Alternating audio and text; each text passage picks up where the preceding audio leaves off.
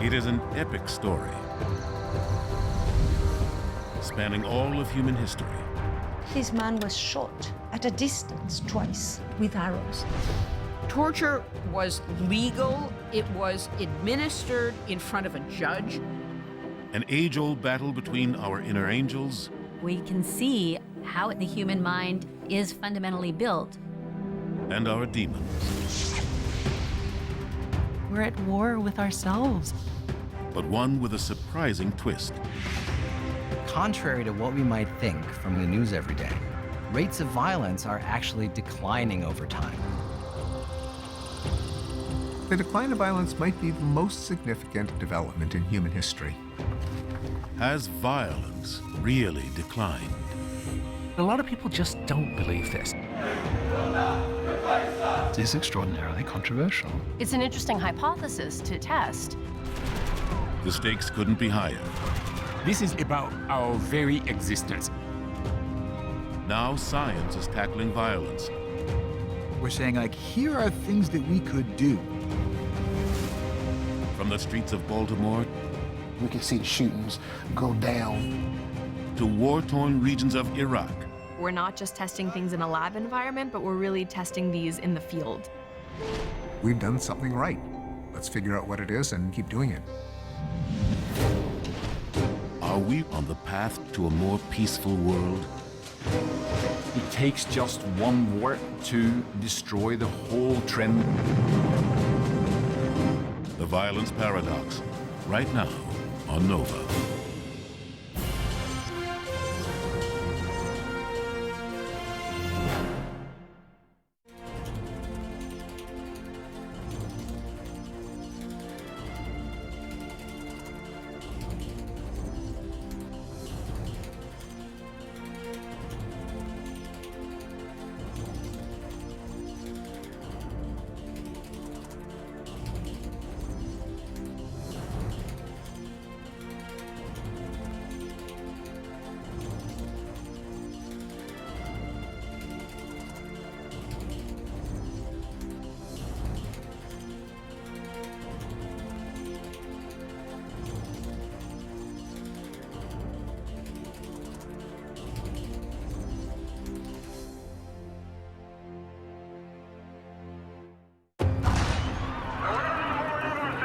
Shooting started.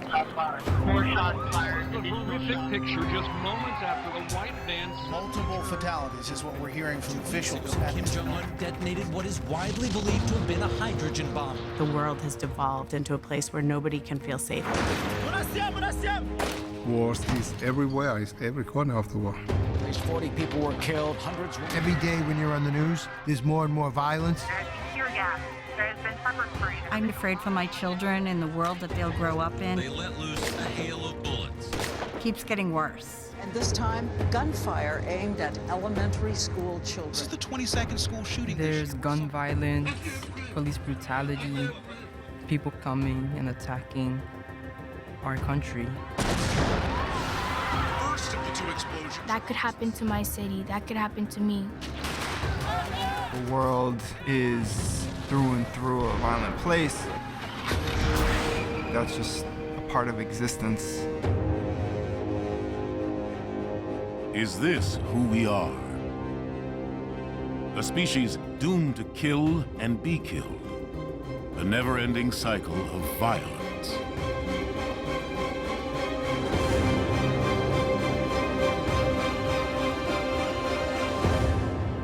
The reality is that we may be living in one of the most peaceful eras in human existence.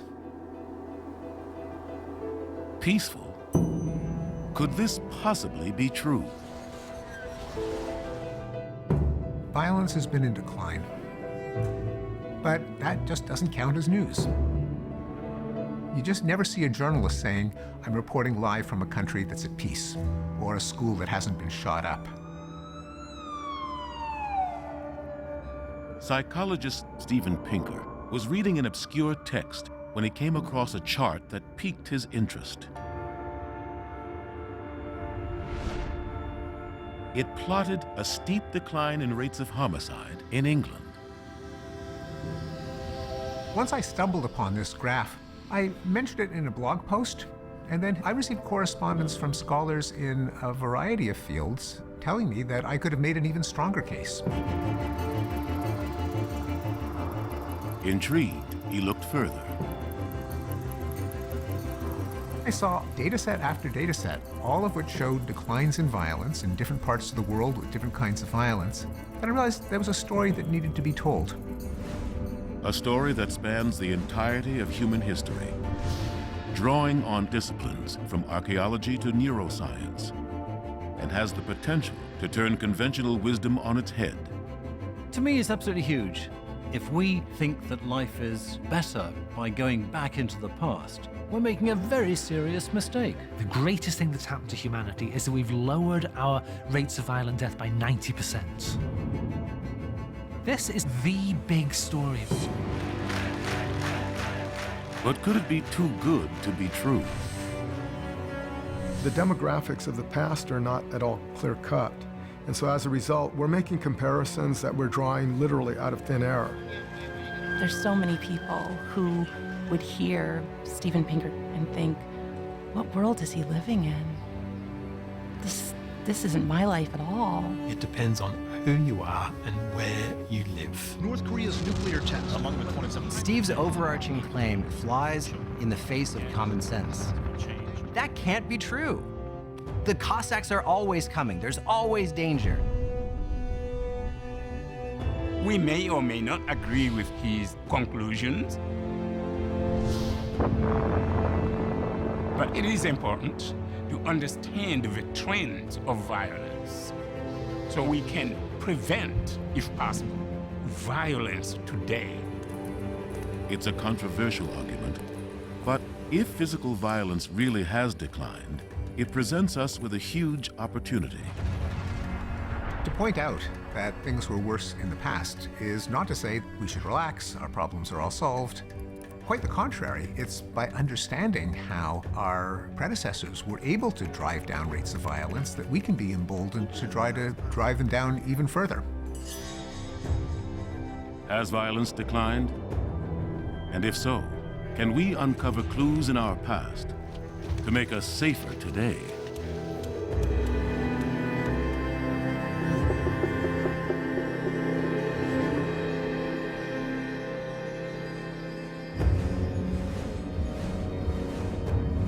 To find out, we have to go back, way back, to some of the earliest records of human prehistory, in one of the most desolate places on Earth.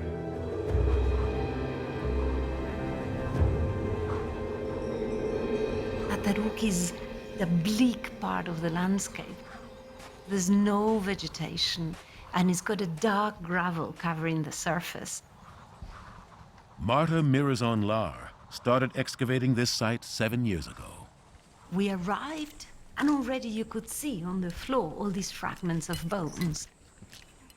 The first thing we saw was in this area that we could see coming out of the ground the broken lower legs, the shin bones of somebody. We started clearing and excavating, and the bones of another one appeared. So we would clean that one, and the bones of another one appeared. We found the remains of 27 people.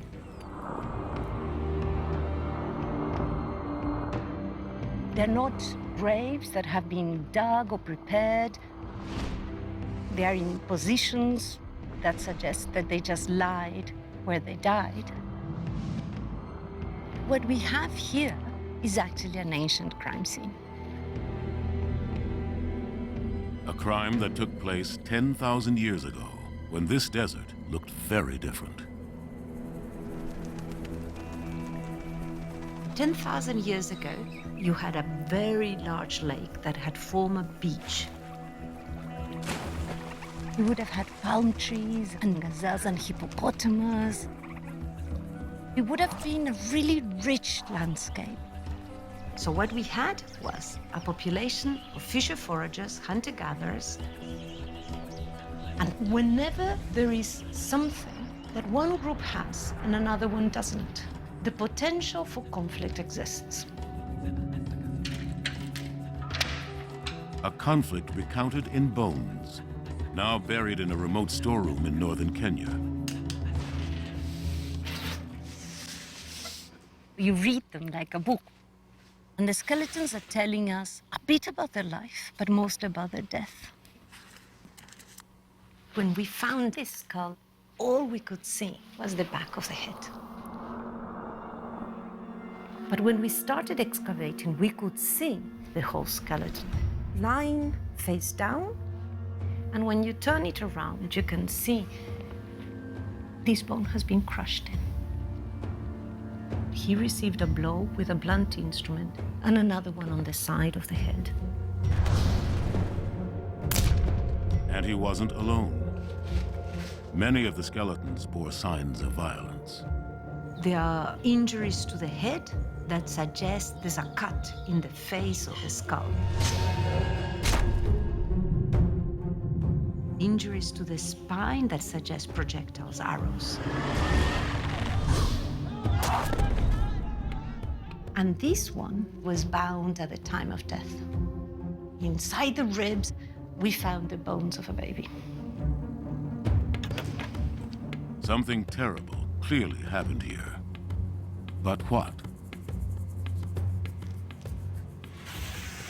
One of the most striking discoveries at Nataruk comes from what was probably the most difficult skeleton to excavate. However, we discovered the tip of an arrow still embedded in the head. We have direct evidence that people were attacked. But there's more. The arrow tip was made of obsidian, a material that is rare and of which we find no sources locally, and so on. It tells me that the attackers actually came from somewhere else.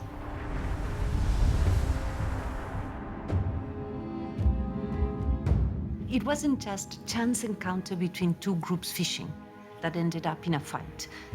Because if you go out fishing, you're not carrying this range of weapons. The bones of Nataruk are the oldest known evidence of a planned raid, a form of early warfare.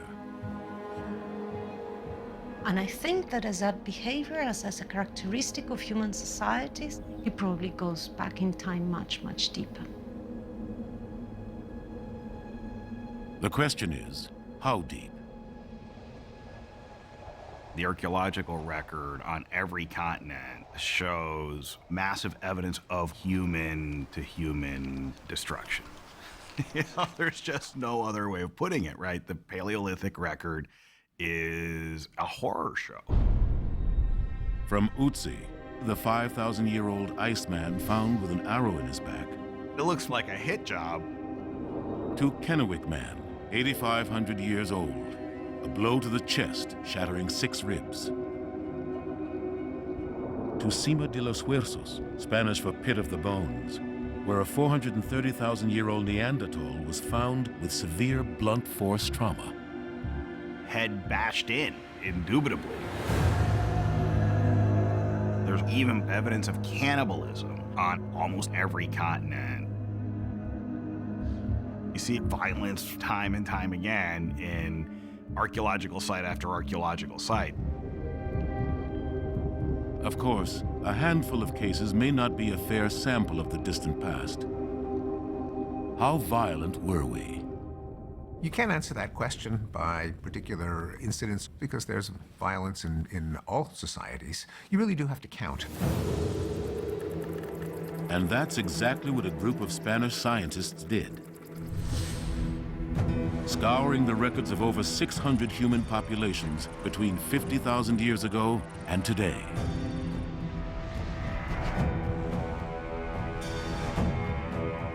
Surveying the evidence, a bashed-in skull here, an embedded arrowhead there, they found that the proportion of prehistoric people who suffered a violent death was up to 3 times greater than today. I was stunned at the high rates of violence. There's nothing close in any modern society. What has changed? And more importantly, why? To figure that out, you first need to understand some pretty basic things about us. People often ask, are humans violent by nature or peaceable by nature? The reality is we're both. Pinker views our history as an epic struggle between our inner demons that push us toward violence and our angels that pull us away. The brain is a complex place. It houses many circuits, some of which incline us toward violence and some of which inhibit us from violence. That tension between acting on an aggressive impulse and restraining ourselves is fundamental in our brains because we are clearly aggressive animals.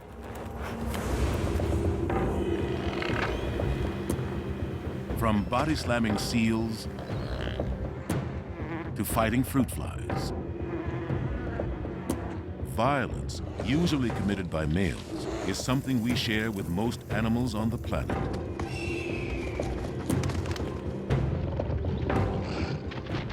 Aggression is one of the most common social behaviors across the animal kingdom. Almost every sexually reproducing species shows aggression, including us. What in our brains drives aggression? That's what scientists at Caltech are trying to figure out. These mice have been genetically manipulated so that certain neurons in the brain can be activated by this blue laser. There are groups of neurons that if you activate these neurons in a mouse, you can trigger aggression. In the lab, Tomomi Karigo hooks up a mouse to the laser. Now, at the push of a button, she can remotely control the mouse's behavior. By stimulating the certain brain region, we can change the emotional state of the mouse, just flipping the switch.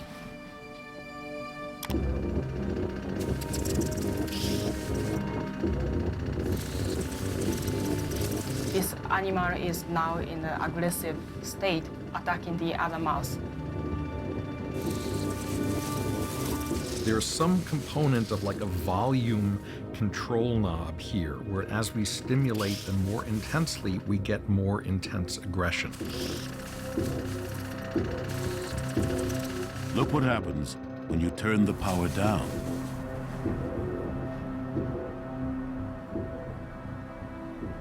Now light is off and the animal retreat to the corner of the cage. Not only are we able to turn on aggression at will, we can also stop a fight dead in its tracks by inactivating these neurons. This experiment in mouse mind control has allowed them to pinpoint aggression in the brain.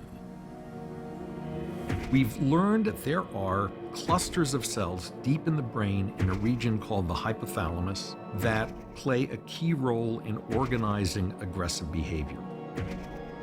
The same may be true with us. Turns out, whether it is mice or humans, we share some of the same basic wiring. The parts of the brain that are in the mouse that control these behaviors are present in humans. They are some of the most evolutionarily ancient parts of the brain. So the wiring for aggression runs deep. But that's only half the story. We have circuits in our brain that incline us toward rage, toward revenge, toward sadism. On the other hand, there are other circuits in the brain that give us a sense of empathy, an ability to feel the pain of others. Even babies have a rudimentary sense of fairness. So I think we're ready for Ethan. Would you like to bring him into our testing room? Karen Wynn is a developmental psychologist at Yale who has created an ingenious experiment to find out whether babies are born with a sense of morality. I'm going to just have you sit here. I was interested in the fundamental structures of the human mind. What do we bring with us when we come into the world? How do we understand the world? Up goes the curtain. To figure that out, she puts on a 2-act puppet show for babies.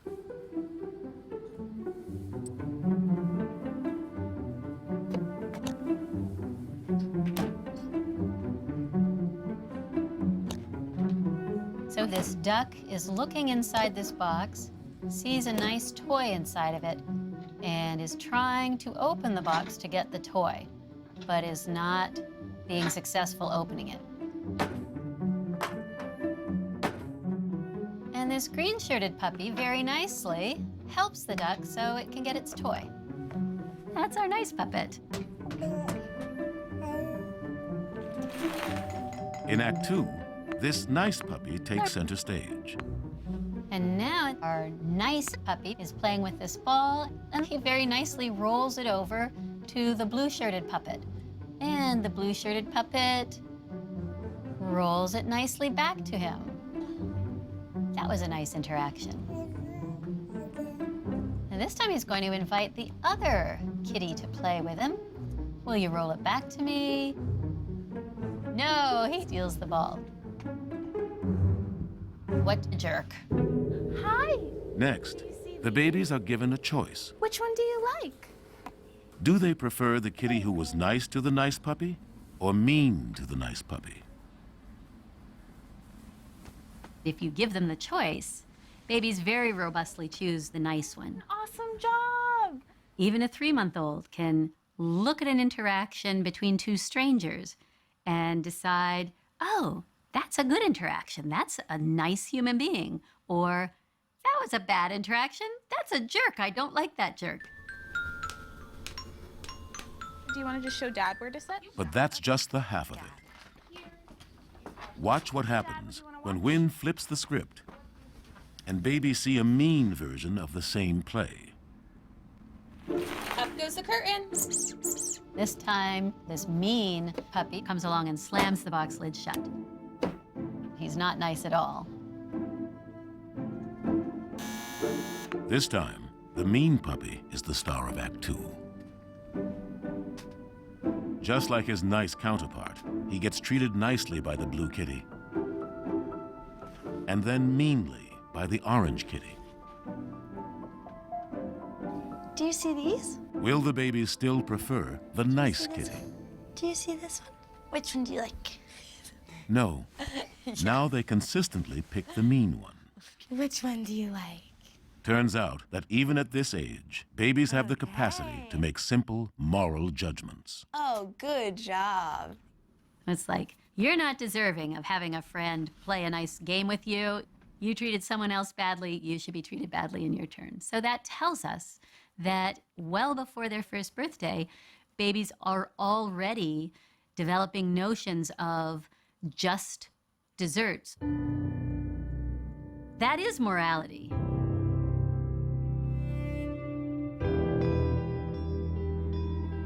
So both angels and demons are baked into our biology. We have both of these behavioral strategies in our nature, instilled in us through the process of evolution, and we switch between them according to what we judge as more effective. If violence has declined since prehistoric times, what did our ancestors do that tipped the balance toward our better angels? One of the first violence reduction techniques was the state. Government can tamp down the cycles of violence. The human species has come a long way for thousands of years to get where we are today. Because of government, we stay in line. Until about 5,000 years ago, humans lived in small, nomadic bands. But as agriculture took hold, populations grew, and the first governments emerged. As societies get bigger and bigger, more and more problems have to be solved, and the sort of almost inevitable result of this is people start to form governments. Governments that would need more complex systems of rules and leaders to solve those problems. While those early kings and pharaohs waged plenty of wars, they had a strong incentive to reduce violence among their minions. It's not that the early kings and emperors had a benevolent interest in the welfare of their citizens. But just as a farmer has an incentive to prevent his cattle from killing each other, these early rulers wanted to prevent violence that deprived them of slaves and soldiers and taxpayers. Much of the decline of violence is due to the existence of the state. Without government, the potential for chaos is huge. In fact, when researchers pooled together the work of anthropologists, ethnographers, and statisticians, comparing those living in a state society to those who do not, the numbers are striking. Whenever there are data that actually count the bodies, you see that rates of violence in non-state societies are higher than in societies with the rule of law. Even so, for those living under the world's first governments, life was still pretty brutal. In general, rates of violence go down. But when people are pacified by a kingdom or an emperor, it's not that they're free of violence, because the violence of people killing each other is replaced by the violence of the state killing people. Through pretty much the whole of history, one of the things you do if you're the ruler of a society is advertise just how violent you're going to be if somebody crosses you. From the Maya, who sacrificed to appease the gods, to the Romans, who killed for spectacle, to Han Dynasty China, where torture was legal.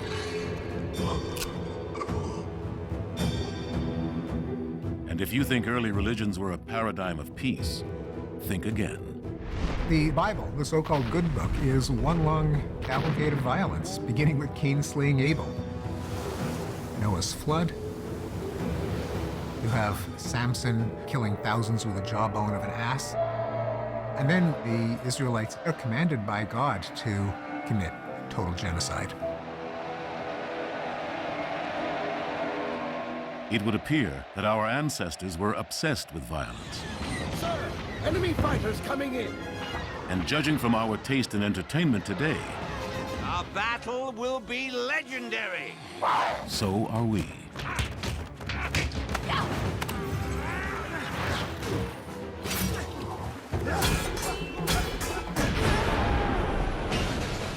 Even the mild-mannered among us can have a taste for violence, especially when it comes to revenge. A pleasure we can witness in the brain. We're gonna have you do the competitive reaction time task, okay?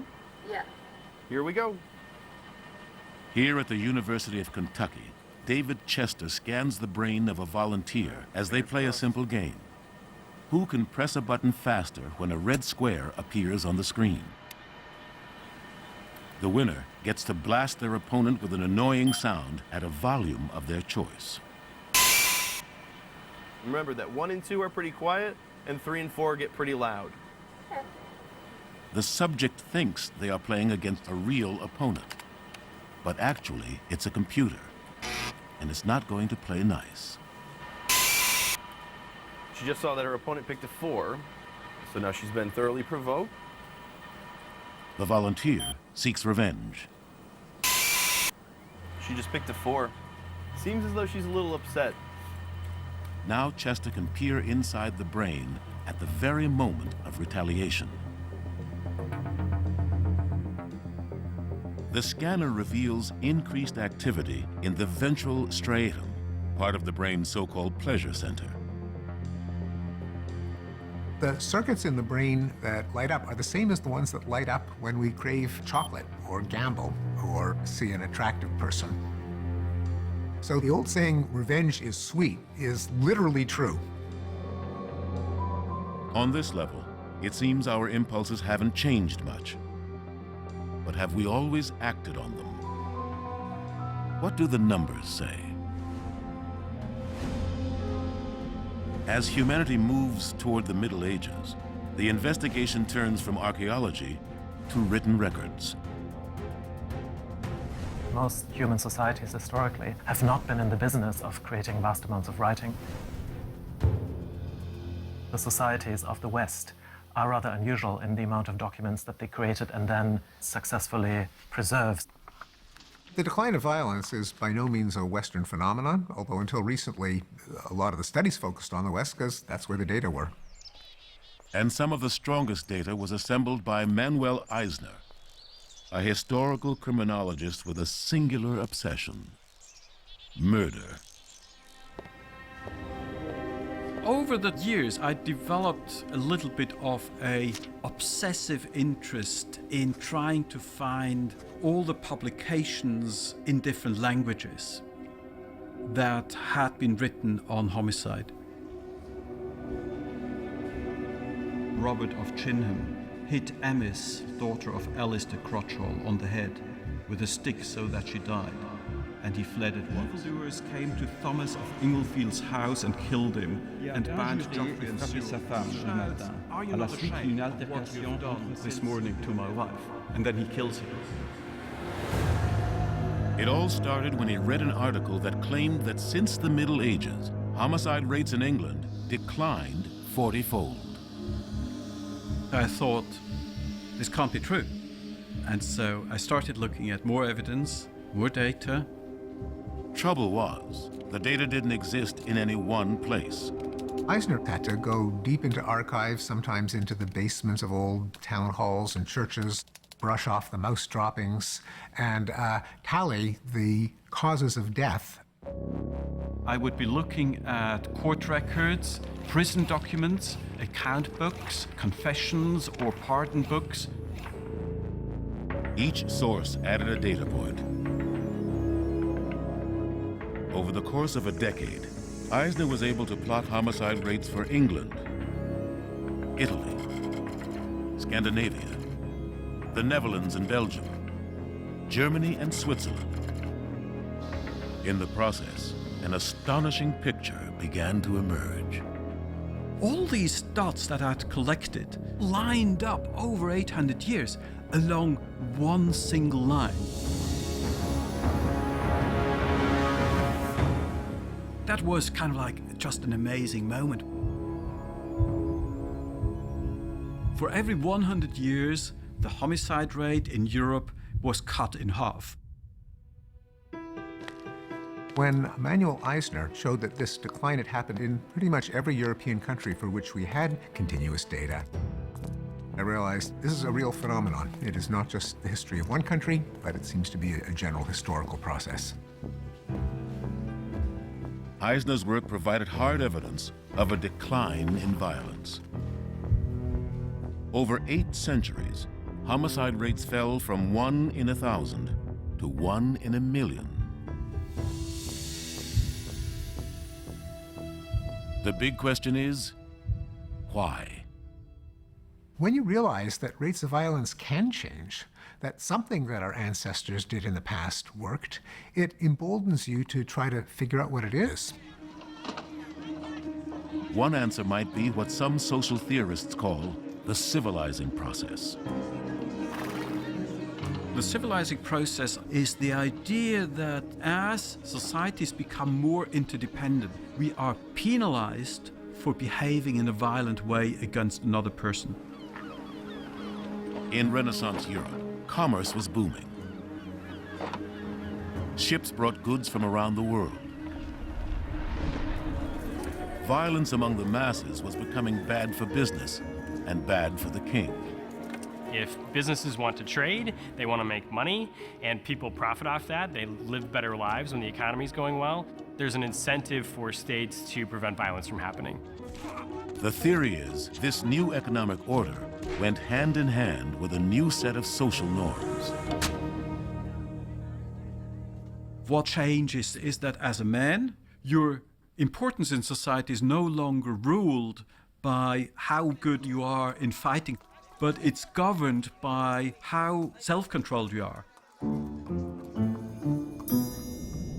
According to some researchers, self-control was something that was sorely lacking when one considers daily life.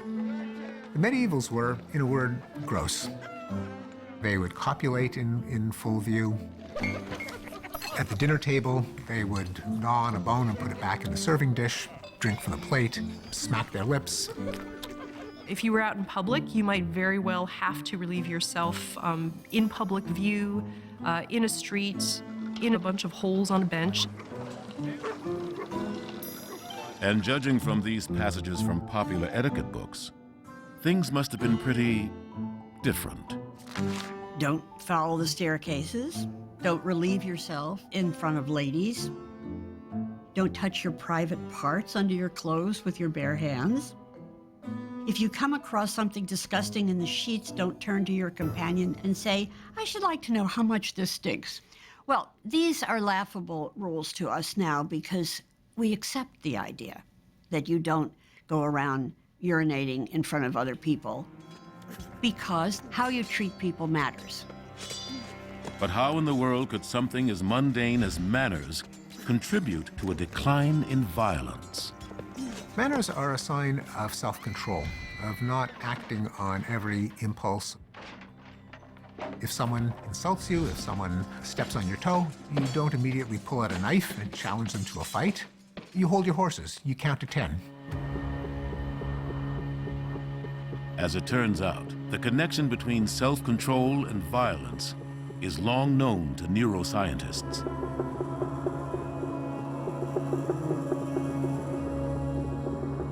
We've known for a long, long time that violent offenders have poorer levels of self-control than people who are not violent. And that has to do with the prefrontal cortex, the area of the brain thought to be involved in planning and controlling our impulses. We've brain scanned 41 murderers, and we showed that the prefrontal cortex is functioning more poorly in these murderers. The red and yellow show a normal level of activity. The scans from the murderers show dramatically decreased activity. Is there anything that could be done to strengthen this part of the brain?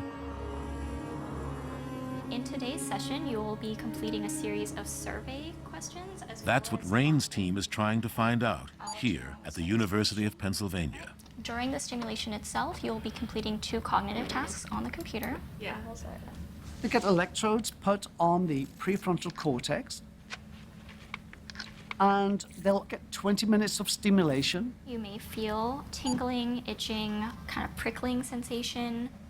That tingling is stimulating or upregulating a specific part of the brain. And then they're given scenarios of, if you were provoked, would you pick up a bottle? Would you hit somebody on the head? We're looking to see whether upregulating the prefrontal cortex reduces a person's intention to commit a violent criminal act.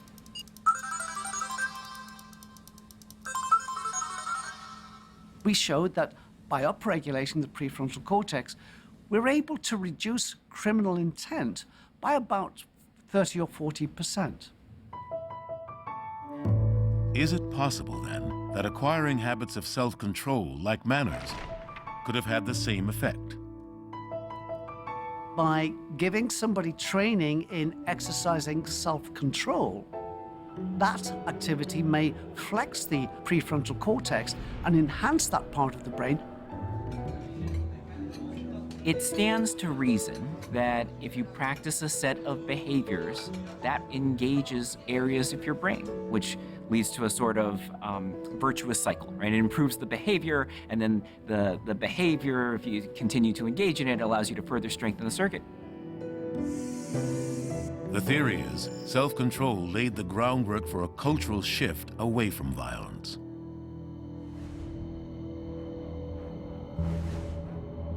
And yet we all know civilized is a relative term.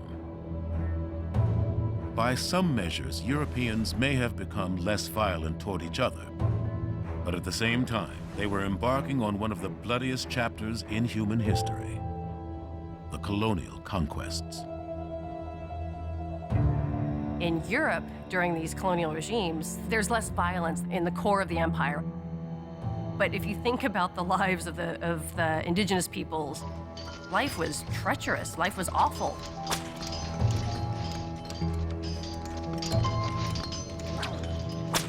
The colonial project is one in which indigenous people males are either physically and violently repressed or in some instances eliminated entirely. During that same period of time that violence is going down, you have something like the transatlantic slave trade, the largest forced oceanic migration ever to occur in human history.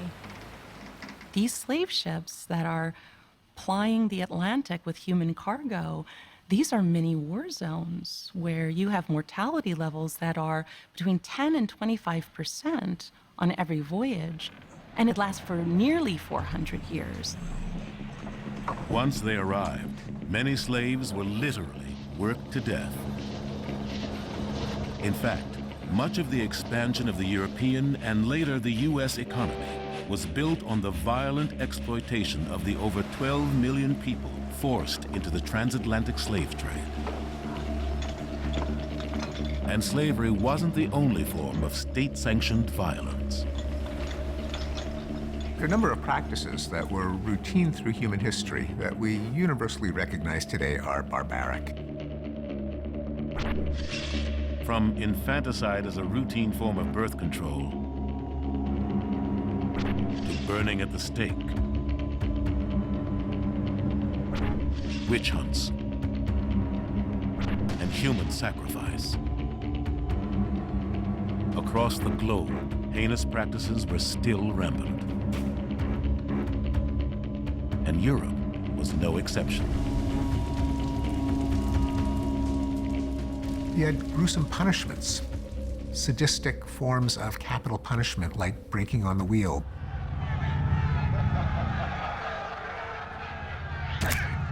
Breaking on the wheel is incredibly unpleasant. You were strung up on a huge wheel-like device with your various limbs attached to the wheel, and the executioner would break each one of your bones, and then you would be left to die of internal bleeding, and people would watch. Back then, torture wasn't some random act performed by a sadistic psychopath, but a routine part of the law. It's hard for us to imagine this, but torture was legal. It was administered in front of a judge, usually. But by the mid-1700s, this gruesome jurisprudence was quickly losing favor in Western Europe. How do you get from most people thinking it's perfectly fine to do unspeakable things to people to a situation in which people say, this is disgusting, it's barbaric, it's horrendous, we can't do this? And this change happens in a very short period of time. To Lynn Hunt, a historian at UCLA, the answer has to do with a notion often taken for granted today. Without question, the single most radical idea of the 18th century is the idea of equality. They live in an incredibly hierarchical society in which everyone is supposed to be deferential to their betters, in which there are incredibly rigid social divisions. How do they think past that? The idea of equality, while at first reserved for a small group of people, had to come from somewhere. And Hunt thinks it started with the written word. Literacy and the expansion of print had a very, very, very big impact.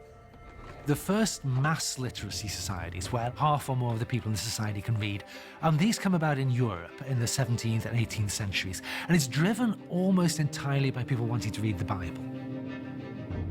But as people develop this skill, they realize, well, of course I can use it for a lot more than just reading the Bible. It wasn't just that people could read. It was what they could read about. Newspapers got people to recognize that there was somebody else in another city who was having the same experiences as they are. It is difficult for us living in a hyper-connected world to appreciate how big an impact this could have. Print, newspapers are incredibly important in creating this broader sense of community. And it wasn't just newspapers. The newly literate masses developed a huge appetite for the novel.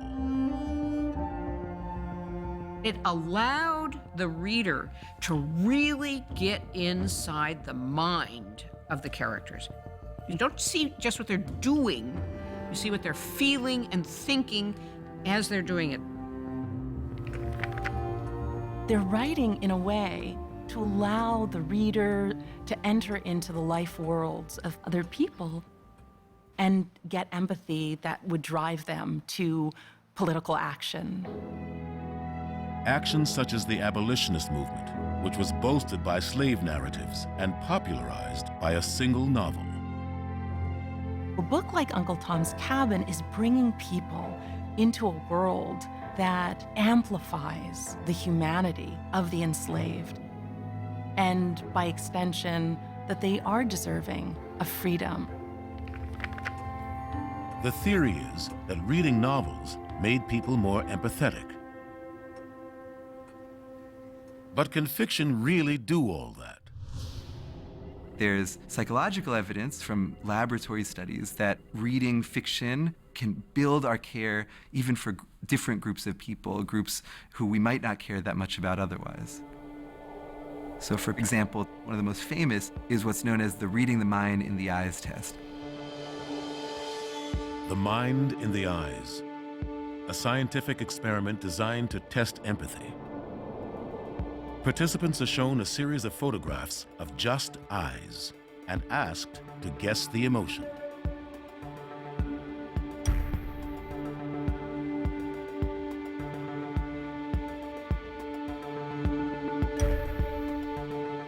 Readers of literary fiction score consistently higher. You think of reading a novel as a very personal thing that's just, oh, you're just sitting on your couch indulging in something, but no, you're doing something a lot more profound. You're kind of going to the empathy gym. And things didn't stop with the novel.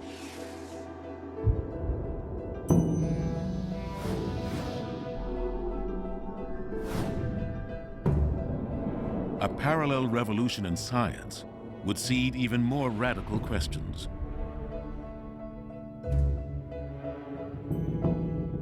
The scientific revolution drives people to ask these underlying questions about, well, why do things in the way that we do? There was a new sense of rationality where we want to understand knowledge based on what we see and what we can actually document. Observation, hypothesis, experiment. The modern scientific method didn't just explain the stars. It's like scientific reasoning spills over from the natural world, the kind of thing that Galileo and Newton are interested in, toward the social world. Rather than accepting things because that's the way they always have been, or because that's what God decreed, or because you can't criticize the king, people started to rethink social arrangements from the ground up.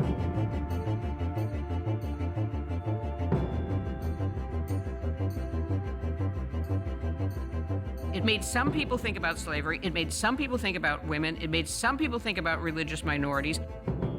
But mainly, it made everybody think about equality.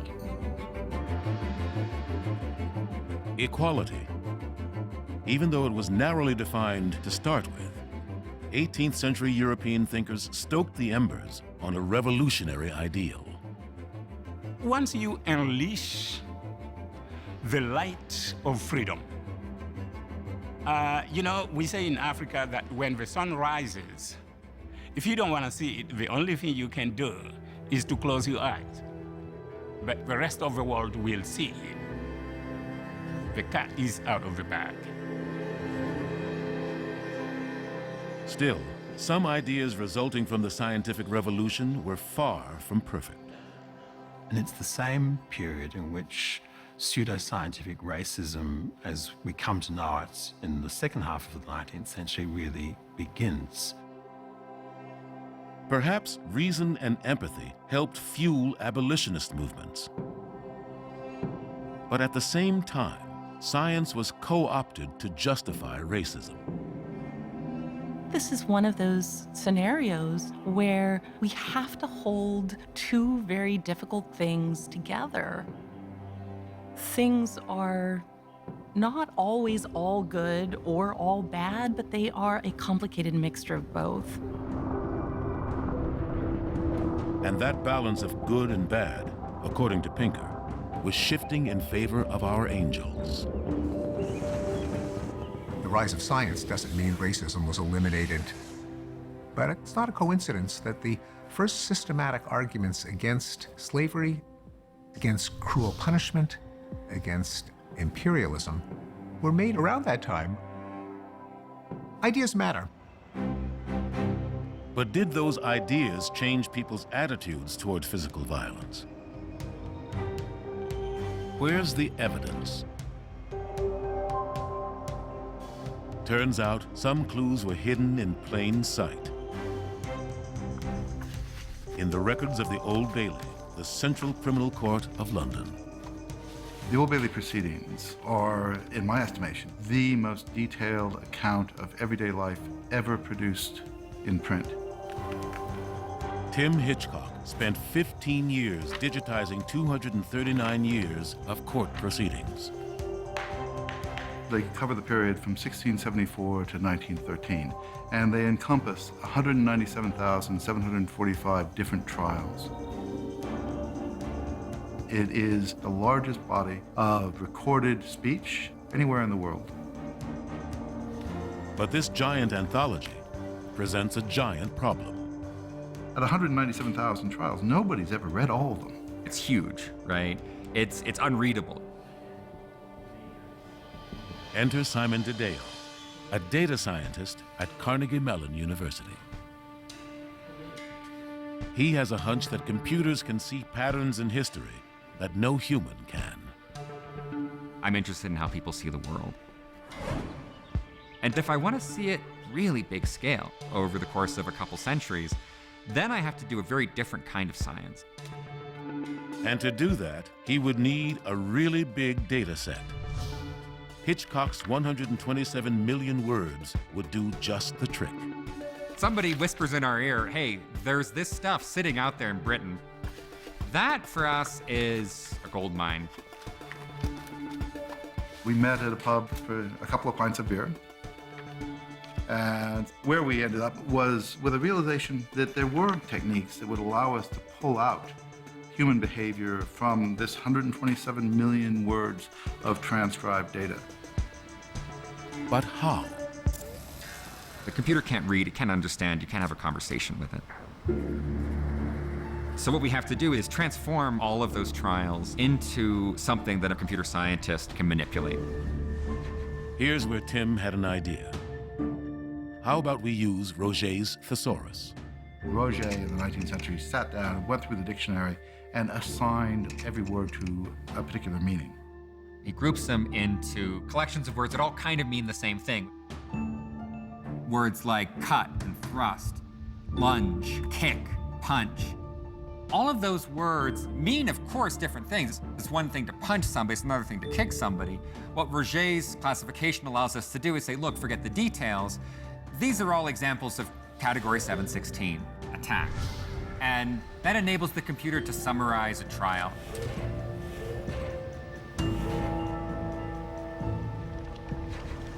What quickly emerged from the analysis of the proceedings was that the words spoken in court reflect powerfully attitudes towards violence. The way in which the state defined crime and chose to prosecute crime was changing decade by decade. For example, in the earliest accounts, the number of violent words often had nothing to do with the crime charged. 1770. John Jones and Isaac Ely of St. Sepulchre's were indicted for assaulting James Lowe upon the King's Highway. One of them immediately stabbed him with a knife on the breast, and at the same time, they catched hold of his hat and wig, value 15 shillings. Despite the violence of this assault, the eventual indictment was for theft. But in later cases, that changes. Violent words strongly correlate with being on trial for a violent crime. In 1909, William Musson was caught trying to steal goods and money from the commercial gas company, but in the process, He also tried to choke, suffocate, and strangle one of the guards. In this instance, the robbery itself didn't figure in the trial to any extent, and instead what they focused on was the violence of that assault. The records of the Old Bailey are hard evidence of a cultural shift away from interpersonal violence. People became much less tolerant of violence. The idea that a pub fight is normal, the idea that carrying a knife or a sword was normal. By the early 20th century, people were expected to settle their disputes in ways that didn't involve breaking a nose or taking out a couple of teeth. A decline in homicide. A retreat from heinous practices. And a cultural shift in attitudes. But these data are only for Europe. What about the rest of the world? Can we actually draw some universal based on the European history? I would say yes and no. No, because Europe is a small backwater for all of humanity, but yes, because in the last 500 years, European philosophical, economic, and political systems have spread around the world and had massive impact. I focus on the West because that's where the data are best. But if this is a general historical process, it has to be shown worldwide, and in many cases it has been, such as data on rates of death in warfare. That comes from all over the world.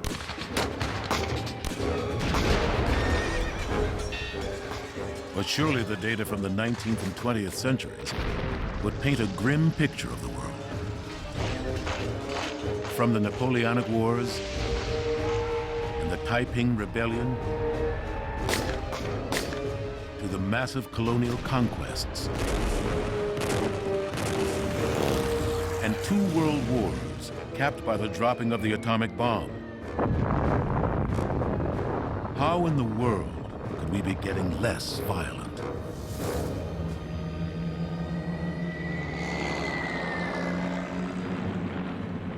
World War II undoubtedly was the most destructive event in human history.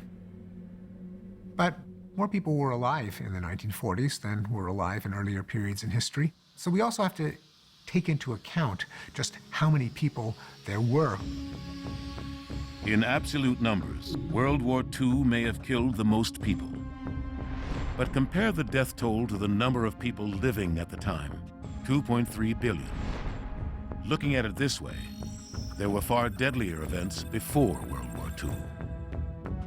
When you plot how many people get killed as a proportion of the world's population, you can appreciate some of these trends. By this metric, World War II falls to number 8. The deadliest? The 13th century Mongol conquests launched by Genghis Khan, which reportedly killed roughly 40 million people, almost 10% of the world's population at the time. Of course, that's just an estimate. But there's one other number worth considering. 0. That's the number of wars waged directly between the major powers since the Korean War. The big national armies are not fighting each other. That's not some data construction, that's a fact. Of course, major powers have invaded smaller countries and had a hand in numerous civil wars. But overall, deaths from every form of war have been on the wane. War is like a cancer that used to be spreading and now is in remission. It's getting smaller and smaller. The tumors are shrinking. There are not too many periods in world history where we've observed such a steep decline in violence. So how did we get from here to here? Is it possible that something inside us has changed? We know that violence has been decreasing in human history, and we have a lot of explanations of why that might be. whether they be social forces or the way we think, the way we structure our society. But here we can offer a biological explanation as well. A biological explanation that pins some of humanity's push toward peace on evolution. But to understand it, you have to look at a groundbreaking experiment in 1950s Russia. They took a population of wild foxes and they just bred them solely for tameness. The ones that acted the friendliest, they bred those together. By breeding the most docile foxes in each generation to each other, over the generations, they ended up with something that looked remarkably like a domesticated dog. The fox's behavior changed. And so did their physical appearance. The skulls became shorter and also proportionally wider.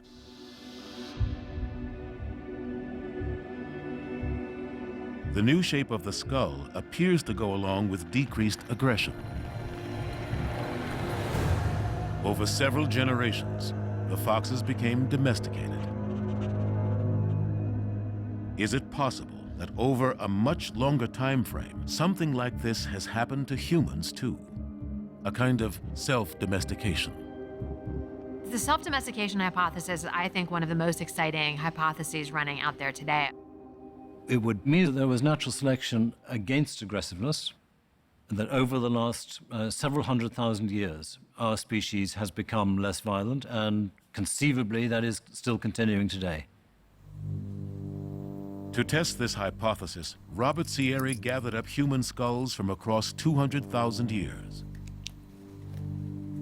Like the foxes, has the shape of our skulls changed? This particular specimen is about 90,000 years old, and I'm measuring the width, or the length of the face, and then I'm also going to measure the projection of the brow ridge. These skull measurements are tightly linked to levels of a hormone known to facilitate violence: testosterone. In general, people with higher testosterone have different face shapes than people that have lower testosterone. To some, this harkens back to 19th century pseudoscience. Phrenology was a pseudoscientific practice where they would look at the shape of someone's skull and infer things about their personality. But this isn't phrenology. The trends we're showing line up with a lot of other forms of evidence. And it's more than the shape of the face.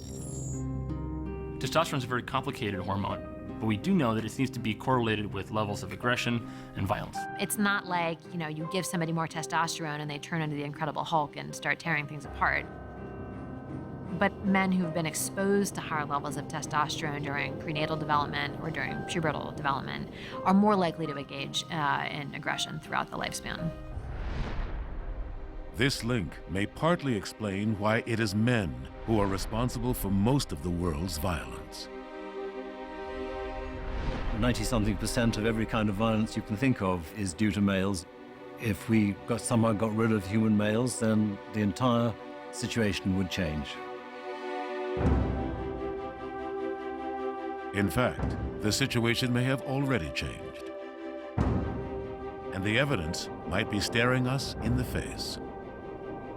We found that the shape of the skulls changed. The upper face became shorter relative to its width, and the brow ridge projection went down over time. So we're showing that testosterone levels have gone down over the last 200,000 years. The anatomical evidence is very clear. Our males became much less aggressive. Violence was an important social tool in human history. You can get things done by being violent. But we're moving into a world where that tool is less and less effective, and violence doesn't pay off as much. And the recent rise of nonviolent movements seems to bear this out. Consider Mahatma Gandhi, who showed the world the power of nonviolent resistance. The Salt March of 1930, where he drew in hundreds of thousands of Indians by marching 200+ miles to the sea, had a profound effect on people's understanding of what nonviolent action could achieve. And Erica Chenoweth's research suggests Gandhi was by no means alone. The Salt March is now just one of over 300 cases of nonviolent resistance that occurred since 1900. The Philippines People Power Movement, the Polish Solidarity Movement, the Serbian anti-Milosevic movement, the Rose Revolution in Georgia, the Orange Revolution in Ukraine, the Tunisian Jasmine Revolution. But the most impressive thing is not the sheer number, it's their results. Nonviolent action has been wildly more effective. In fact, the success rates of nonviolent mass movements are about twice as large as the success rates for violent campaigns. And this increase in nonviolent resistance has been paralleled with an expansion of human rights. The adoption of the Universal Declaration of Human Rights in 1948, though just words on paper, set a new goal for the world. The idea of universal human rights is a huge change in worldview. It meant that you couldn't enslave other people. It meant you couldn't wage wars that devastated people by the millions. The rights revolution that sputtered forward in the 19th century was finally gaining momentum. This is the thing about rights. The minute you declare their existence, you get people saying, well, if that, why not this? You instantly have this kind of pressure for the recognition of more rights, which we still are living with today. And where there's reliable data, this expansion in rights often maps onto downturns in many quantifiable measures of physical violence.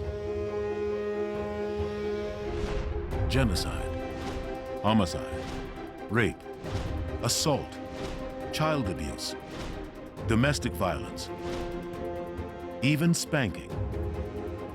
They all point downward.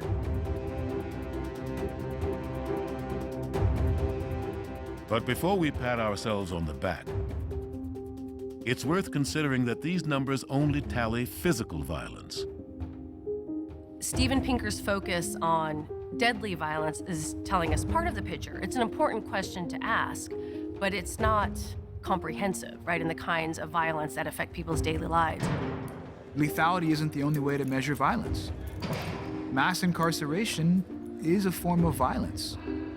There's a kind of psychological violence, right? The destruction of other people's wills that is happening on a mass scale that doesn't get counted in those statistics. The definition of violence has to be expanded. What does it mean to live longer if you're suffering horribly, mentally, socially, cognitively? And so how we think about ups and downs in violence has to take this broader perspective. We're at the point in which discussions of violence are evolving, and that is real progress from when discussions of violence were centered on world wars, genocides. Nonetheless, even if progress is being made, a trend is not necessarily a prediction.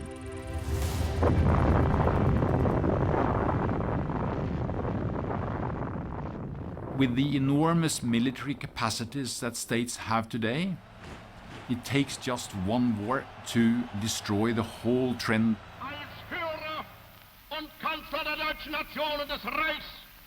And just as German nationalism spawned Hitler, many see today's new wave of nationalism as a looming threat. In many countries, we've seen maybe a little bit of a backsliding towards more authoritarianism.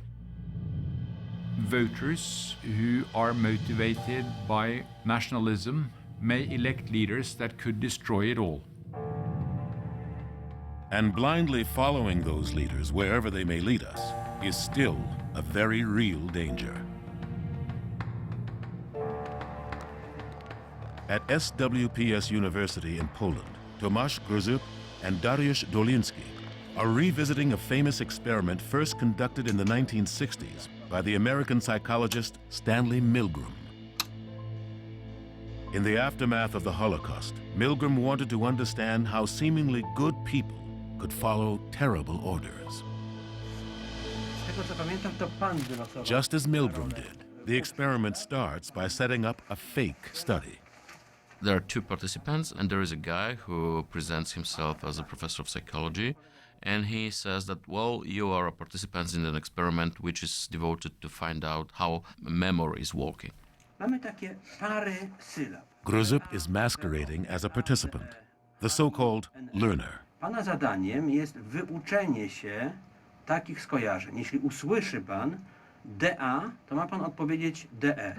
Natomiast jeśli zdarzy się panu popełnić błąd, będzie pan karany, ponieważ sprawdzamy... The other participant is the teacher. Ja poproszę panią, pani wylosowała rolę nauczyciela, żeby pani sobie tutaj usiadła, ja za chwilę do pani wrócę, a z panem pójdziemy do pomieszczenia obok, gdzie będzie się pan tego uczył.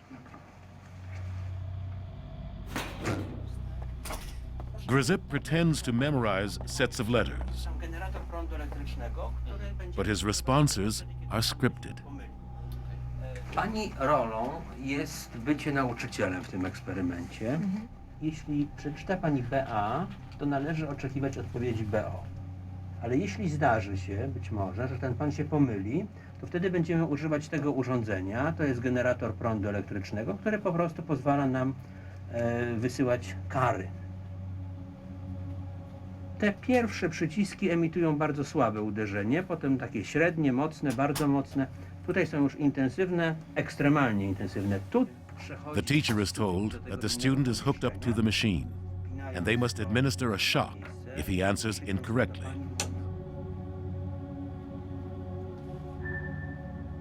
Ten pan jest tam, tak? Ten pan jest tak, tam za ścianą właśnie. Czy pan nas słyszy? Tak, słyszę dobrze. Doskonale, wobec tego będziemy zaczynać. Proszę. Czytamy pierwszą sylabę. Ba. BO. OF. OF to AN. LA. DA. Błąd. Proszę wcisnąć pierwszy przycisk. Na długo? Tak. Nie, to tylko malusieńki, króciutki impuls. I ósma para. GA. DE. Błąd. Proszę wcisnąć drugi przycisk.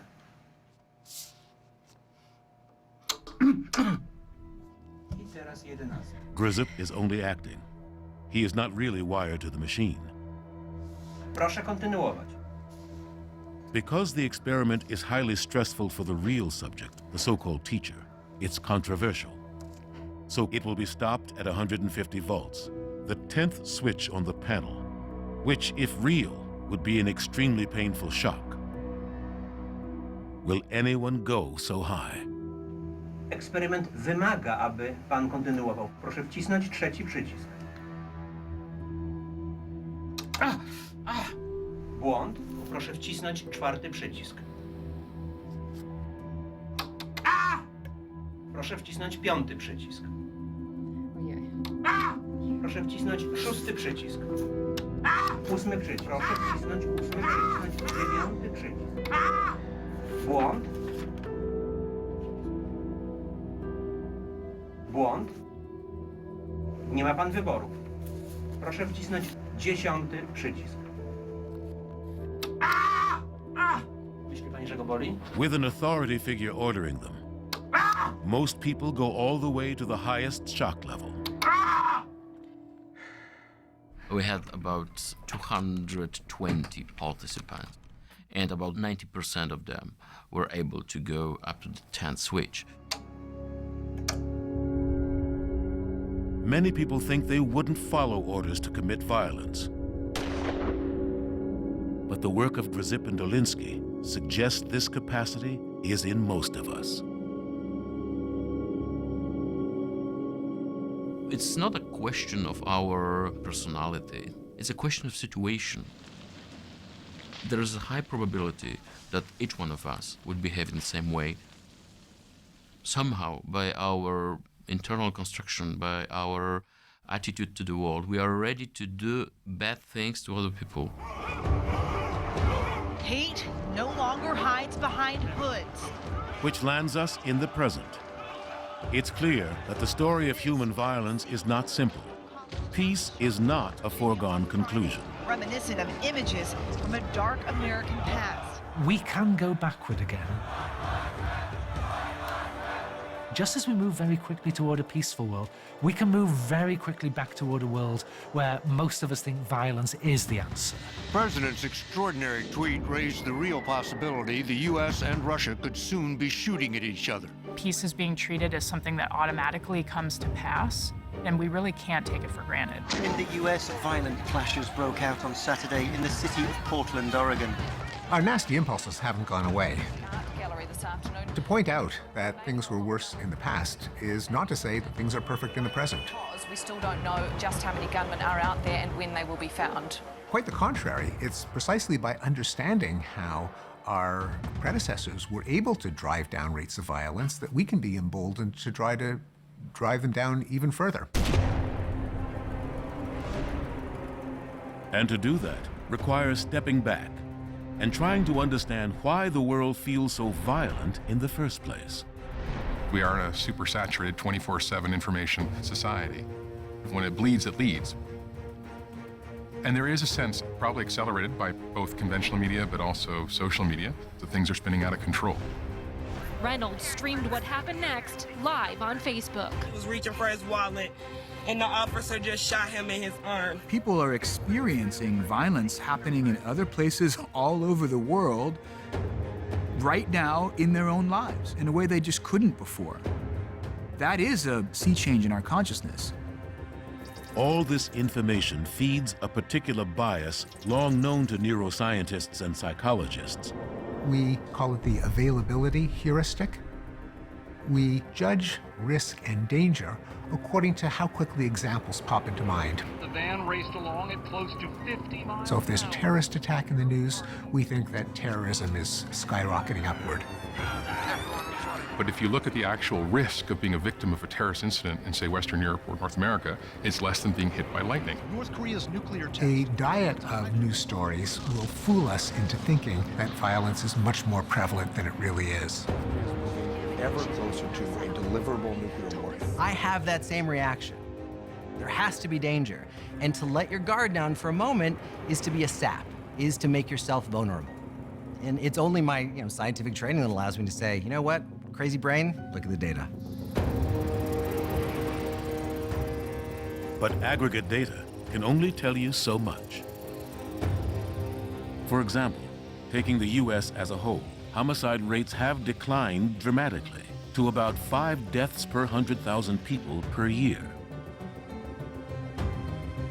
But when you drill down, you find that some cities have rates up to 10 times higher. We tend to think of this phenomena as affecting all people equally. But the reality when it comes to, say, homicide or terrorism is that it's hyper-concentrated in time, space, and amongst certain communities. Why are some places more violent than others? What can the past tell us about violence today?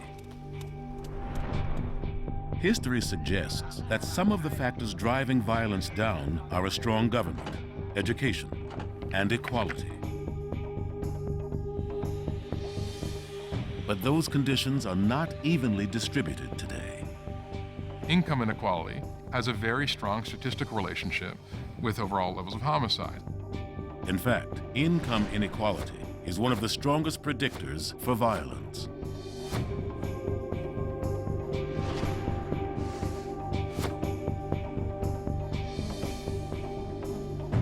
Here in Baltimore, the situation is particularly dire, fueled in part by a legacy of racism and an extreme lack of economic mobility.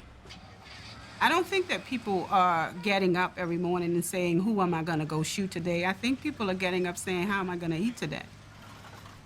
And if someone prevents them from doing what they think they have to do in order to feed themselves and their families, there's a ripe opportunity for violence. Baltimore City has seen 250 murders so far this year. Once violence starts, it spreads. You can see the gun in his left hand. The gunman is still on the loose here in Baltimore. When you kill this person, brother, then they want to retaliate and they want to make somebody feel the pain that they felt. So they become shooters and killers. It's like a demon. It's spread from souls to souls. Without the resources to fix the underlying problems, this neighborhood is turning to an innovative intervention to reduce violence.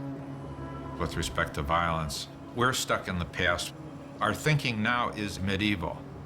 We're blaming people, not understanding what's going on, actually not applying approaches that have been shown to work. For epidemiologist Gary Slutkin, those approaches are based on data. After returning from over a decade fighting infectious diseases in Africa, he recognized a distinct pattern. I'm looking at a graph of violence that looks exactly like the graph of cholera. I'm looking at the map of the clustering of violence that looks exactly like the mapping of AIDS. So I'm like saying, oh my God, you know, this is exactly like every infectious disease. And just like a disease, under certain conditions, violent acts are contagious. One case of violence causes more cases of violence, just as one case of flu causes more cases of flu.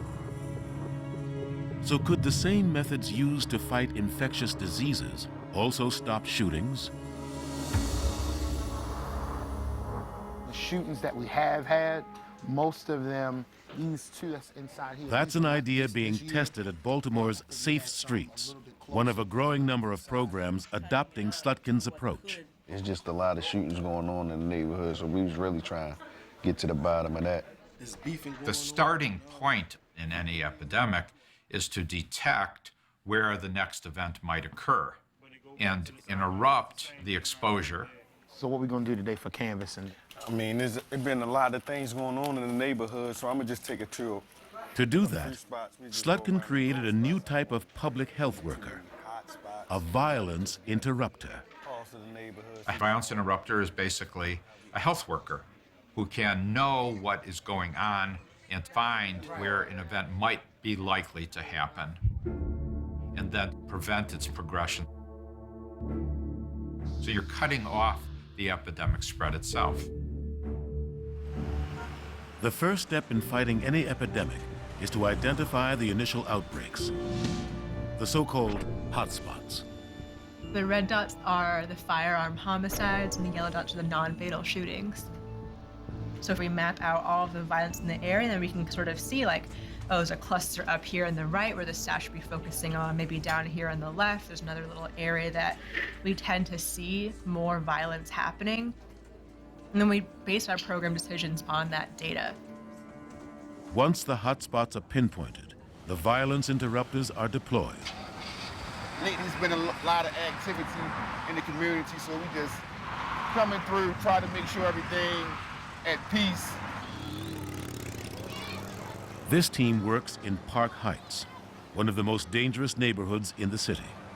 Most of the violence is spontaneous, so we just try to do our walk so we can be there to try to catch it. What really make the program is the guys that's out here doing the footwork, doing the groundwork, because it's our credibility that really keep the peace. We just try to get in everybody's heads and everybody's mind and let them know the shootings and homicides are not normal. It's not normal for somebody to lay right there with 5 and 6 bullet holes in him and he's dying, and that ain't normal for kids to see. It ain't normal for a mother to lose her son to senseless violence like that.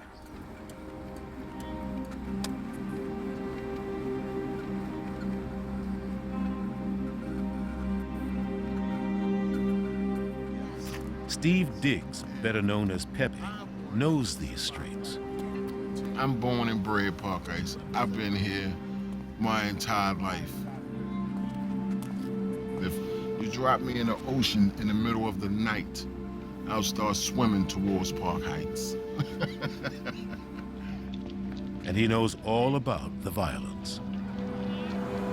I fell in love with the streets. The whole lifestyle of girls, money, the respect that you get in the neighborhood, you know, all the way down to the part where I had to bust somebody in their head.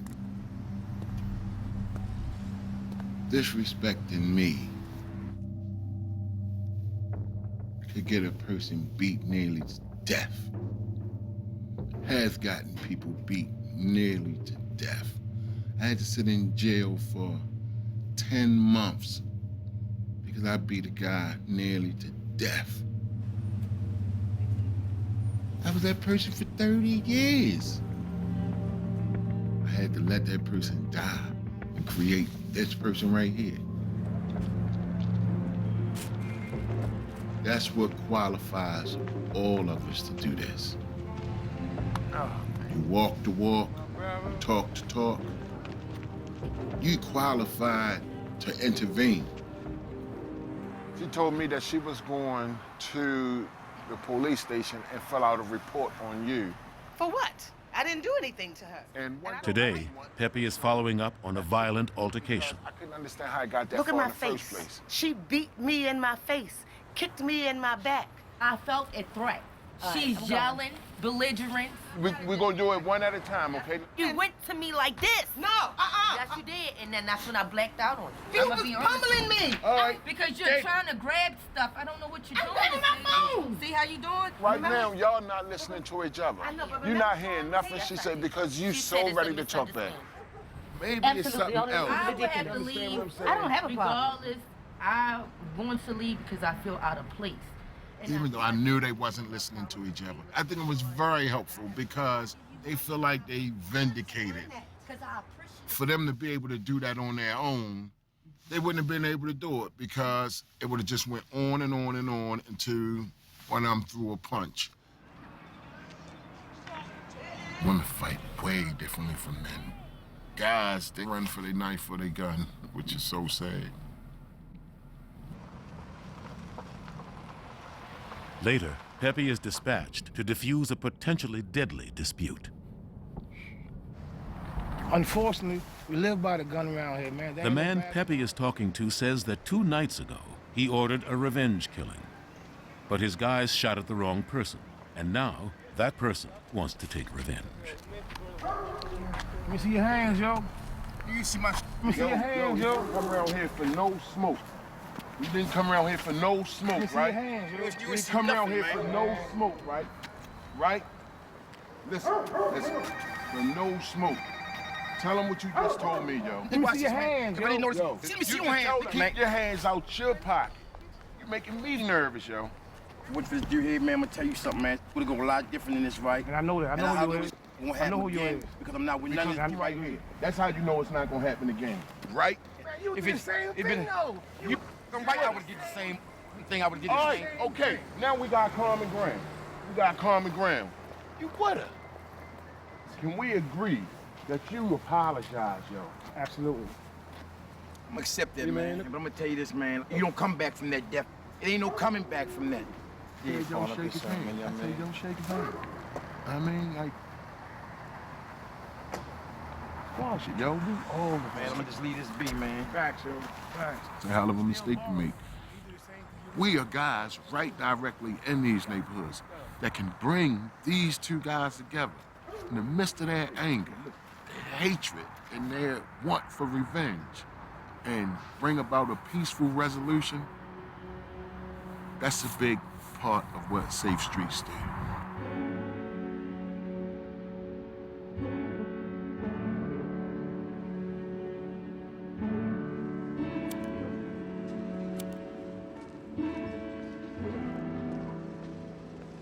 A lot of times, guys want to put an end to the conflict, especially when them guns get to going. The Safe Street guys give him a way to get out of there. All right, Safe Street squad. And so now I'm not looking like a punk. Now I'm not looking like I'm scared of nothing. But it's not just about that. People out here really need resources. Not justifying nothing, but a lot of people be surprised what people be going through. All right, okay, so what's the next part? What you gotta do? What you gotta do to get yourself right, though? To stop all this up from happening? Drugs are wrong with trying to get a job. That's it. I swear it's so hard for me to try. Because you know what? We gotta deal with one thing at a time, you know what I'm saying? We gotta deal with the big issue. It ain't funny, yo. A lot of violence come from lack of. That's a lack of education. It's a lack of food. It's a lack of basic necessities like clothes, water. When we interrupt the violence and we take a look at what the precipitating factors are that contributed to the violence, we see opportunity to connect folk to additional services of support. And those services could range anywhere from mental health, substance abuse, housing, transportation, things that help people get on their feet so that they don't have to rely on the streets to feed themselves and their families. While Safe Streets connects people to a host of community services, they're not designed to take on the root causes of violence. Their success is measured in two key metrics: shootings and killings. While surrounding neighborhoods continue to see high levels of firearm homicide, from 2017 to 2018, the Park Heights Post went 382 days without a single killing. And people are starting to take notice. Over 50 sites around the world have adopted the approach practiced by Cure Violence. And the data is clear. It's working. Because they come from the public health field, they set a very high bar for evidence. Cure Violence has been evaluated for its work in Chicago, in Baltimore, in New York, in Honduras, in Mexico, in New Orleans, in South Africa. And repeatedly, the findings are that shootings and killings go down by between 40 and 70%. And it's sustained. Behaviors that were formed years ago can be completely changed. That right there. I am a case in point. Violence can be unlearned. Sometimes I hardly believe that I found a job, an employment that I love, that is actually noticed, that people like me stop so much more violence from happening.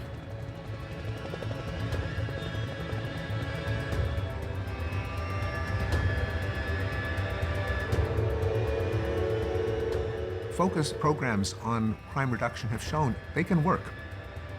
Even if you haven't cured blights like inequality and poverty and racism, you can prevent an awful lot of people from getting killed.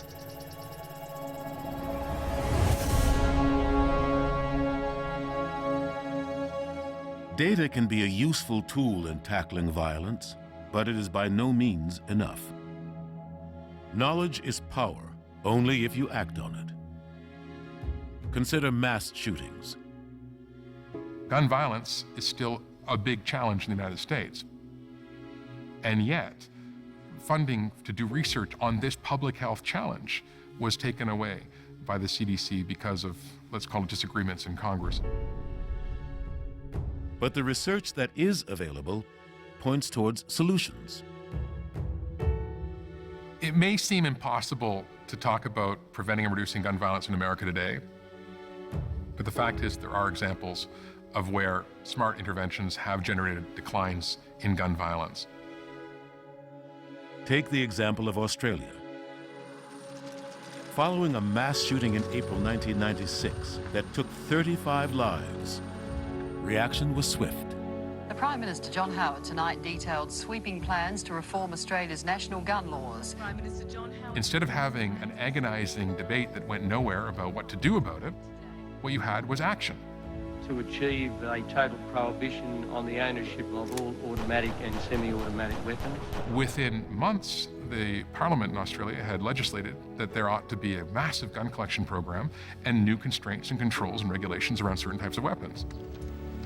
Assault weapons were banned, and over 650,000 were turned into the government. Gun-related homicides plummeted. When Australia passed a stringent gun control measure, rampage killings, which had afflicted the country, fell pretty much to zero.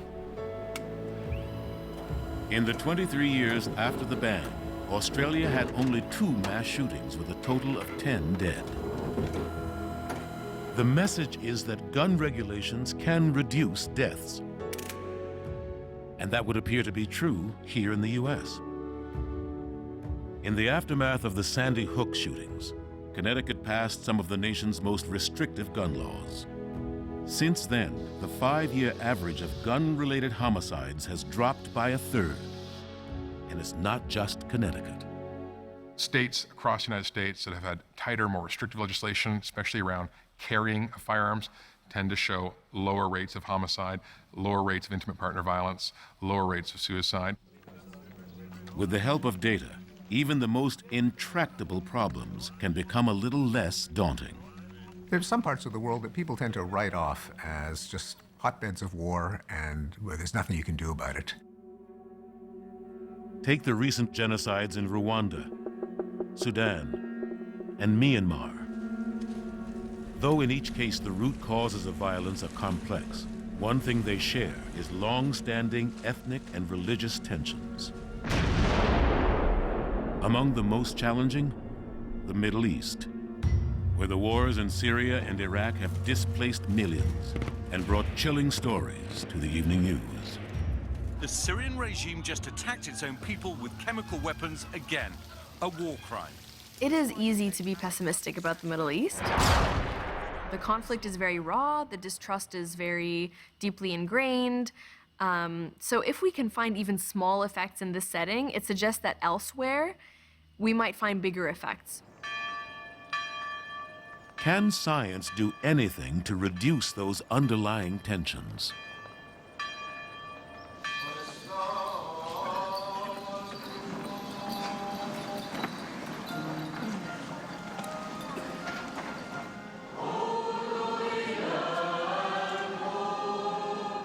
Mass in a church in the village of Karakosh in the Nineveh Plains of northern Iraq. There are an estimated 400,000 Christians in Iraq. About 50,000 of them once lived in this predominantly Christian enclave. The community and the church bear the scars of a bloody uprising. In 2014, ISIS militants swept through the Nineveh Plains. Rami Hanna is one of thousands that fled Karakosh as ISIS approached. تهجرنا كلتنا تاريخ 6/8/2014 فاتوا دواعش على مناطق سهل نينوى كلها. طائفية كانت مشتغلة بالعراق حقيقة كان قتل على الهوية. Rami's mother thought they would only be gone for a few days. والله شلنا رحنا اليوم تنرجع وباكر نرجع اليوم نرجع وباكر ماكو رجعة. قعدنا قبل ما هي بس أنا إيش كنت أعمل؟ أمي مريم بس أرجع على البيت. أمي مريم بس على البيت بس تعاونينا أمي مريم بس تعاونينا أمي مريم قربان اسمك بس تعاونينا نرجع على البيت. In fact, it was 2 years before the city was liberated. Rami's family returned to find their home looted and damaged beyond recognition. They were one of the lucky families. About a third of the homes had been set on fire.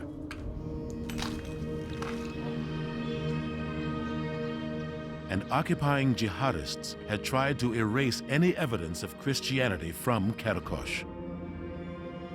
Burning churches, destroying statues, toppling towers. What ISIS did to the religious minorities in the Nineveh Plains region is classified now as a genocide or as ethnic cleansing by the State Department, by the UN. These were communities targeted specifically because of their religious or ethnic background. There were kidnappings, killings, sex slaves. The armed forces just fled. So it really was a horrific experience. Little by little, more residents have been returning to Karakosh. Among them, Mohammed Hussein. Today he prays at his mosque, thankful for the omnipresent security forces. يوم عن يوم عم يتحسن يعني موجود كل القوات الأمنية من الحشد من كل الفئات يعني وموجود حراسات يعني قراقوش هم. Nonetheless, religious tensions still remain high.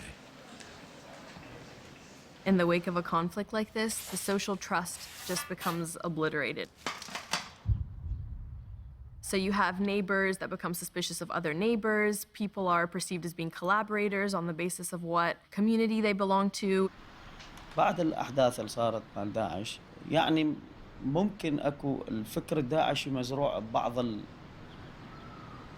العلم. احنا مع احترامنا لاخواننا الاسلام بالموصل ونحبهم ونقدرهم ودائما يبقون بقلبنا لان احنا عشنا وياهم فتره مو قليله، بس الشيء اللي صار قمنا نخاف من عنده حقيقه يعني.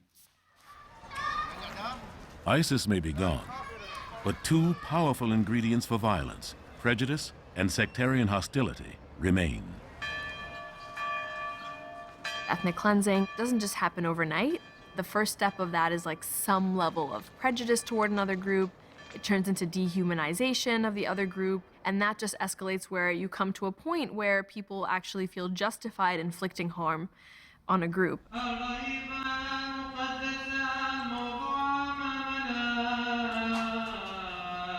Looking at what happened in Karakosh, it is difficult to imagine what could heal these wounds. One solution may lie in a rather unexpected place.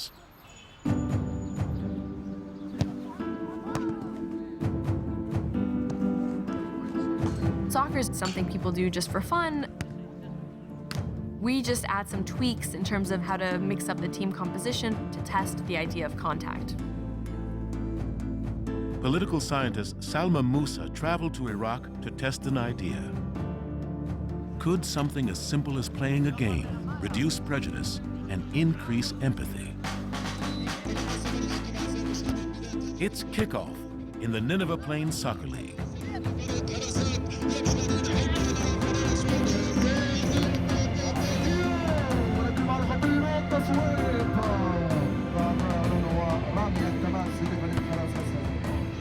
Rami, a Christian, captains his team.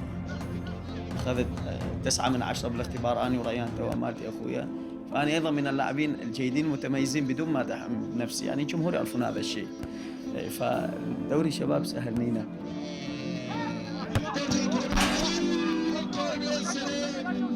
Trying to stop him scoring in the opposition's goal is Muhammad, a Muslim.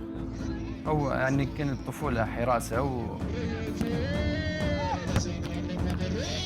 في اسمه حارس فريق الشرطة لأن أفضل حارس.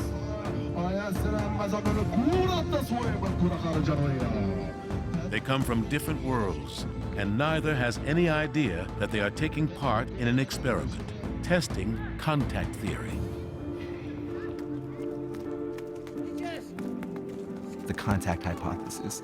It's the idea that when we have a lack of empathy for others who are different from us, or feel prejudice against them, it's really because we don't know them very well.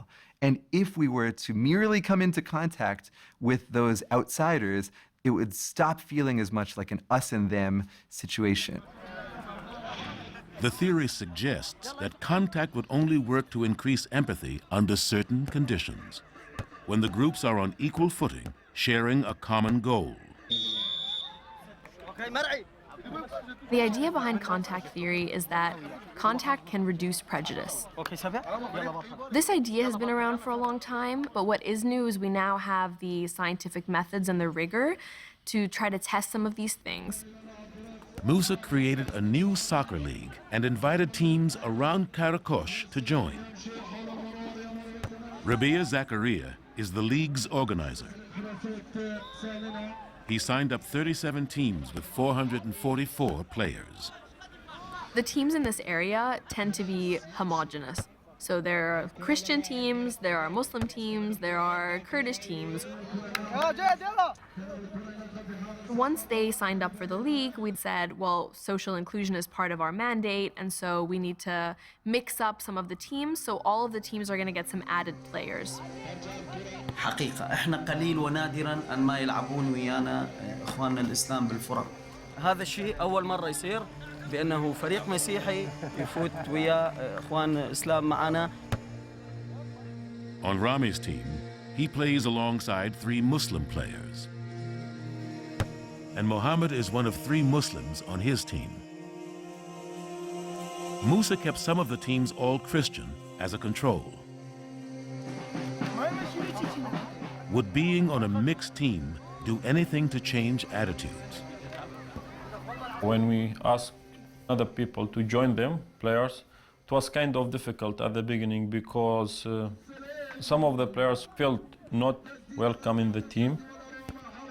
But we asked them to train and it got better. Gradually, the players started working together on the field.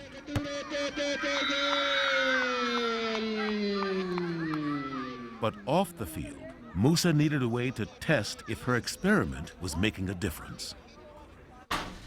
To do that, first she had Rabia arrange a social event. Would players from both communities turn up?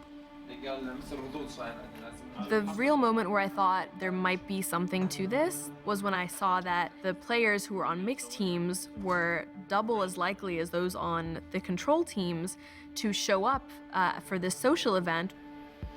But that was an event arranged by the study. What about on their own?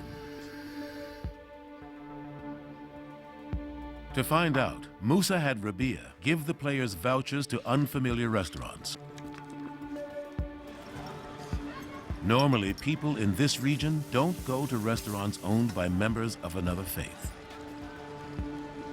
Periodically, Rabia collects the vouchers from the restaurants. So we have almost more than 200. Each voucher is tagged with a specific ID number, and the restaurant owners help track if people came alone or with others. مثل فريقي كانوا وياي أصدقائي ورحنا يعني. ليش ما أروح لك عليه وأنا حضنه؟ أنا بدي أشوف هذا اللي خاصمنا. The results showed a marked shift in behavior. Being on a mixed team makes you more likely to go to a social event where people from the other group are present. It makes you more likely to go to different neighborhoods or different cities even that are dominated by another group. And though the changes were modest, her survey showed a shift in belief that coexistence is possible. Playing on a team with diverse teammates makes you more likely to say that it's important to treat each other as Iraqis first as opposed to other community identities. كلنا عراقيين ما فرقنا بين طائفة أو قومية معتقدة، ولكن الأهم الشيء اللي جمعنا هي المحبة. لا موجودة الانتصالات وأكثر الكوفيات يعني نقعد ويا أصدقائنا المسيحيين ونطلع ونرجع يعني حتى بالأعياد عندي يعني أكثر أصدقائي ويانا وياهم بالأعياد يعني نطلع سوا.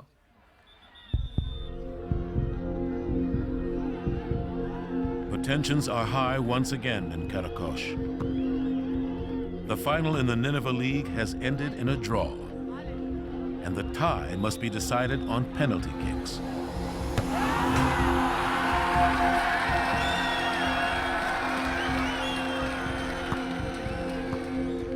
Rami steps up to the spot and scores.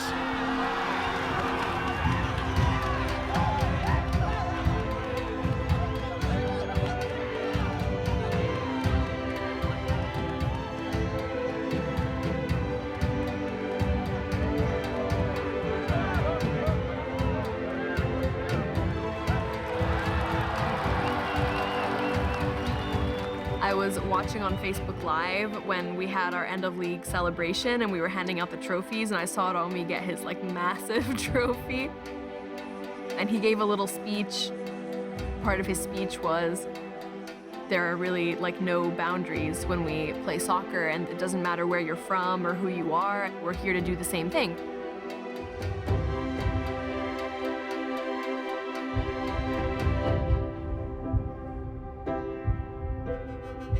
هي أي شيء للرياضة يعني لكل القوميات تتغير كل شيء يعني ما يظل لا شغلة طائفية ولا شغلة قومية بالكرة القدم يعني من تجي تلعب البطولة أو تشترك ببطولة أنت من تجي تجمع من كل الأديان. I'd like to think that soccer can save the world. I know it's not that simple. But if we find even some small effects on people's behaviors, considering that we're dealing in a very difficult environment, I think that's very promising.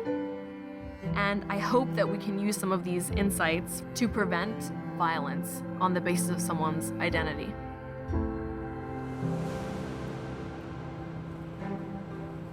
Though small steps like these may give people hope, it's important to keep such results in perspective. I don't think there's anything wrong in recognizing that there's progress. We just want to be sure that patting ourselves on the back for that doesn't obscure what else still needs to be done. Human beings, we are so complex.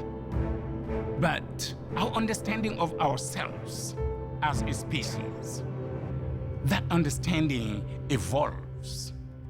Even if we're a long way from a world free of violence, it's still possible to be inspired by how far our species has come.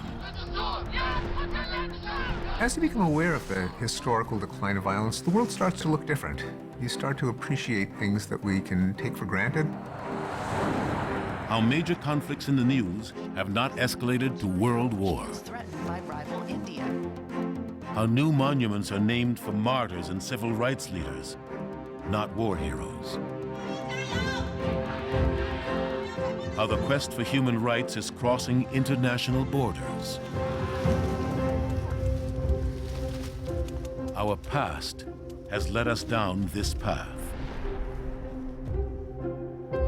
The question is, will we stay on it? We're in a unique moment today in which we have a chance to sort of lock in some of this progress that humanity has made. We should never take for granted that when we're enjoying a period of peace, it's because it's inevitable. We have to continually work for peace.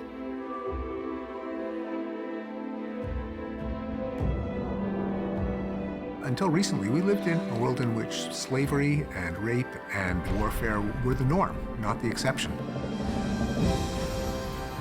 What's changed over history is the better angels of our nature predominate over our inner demons.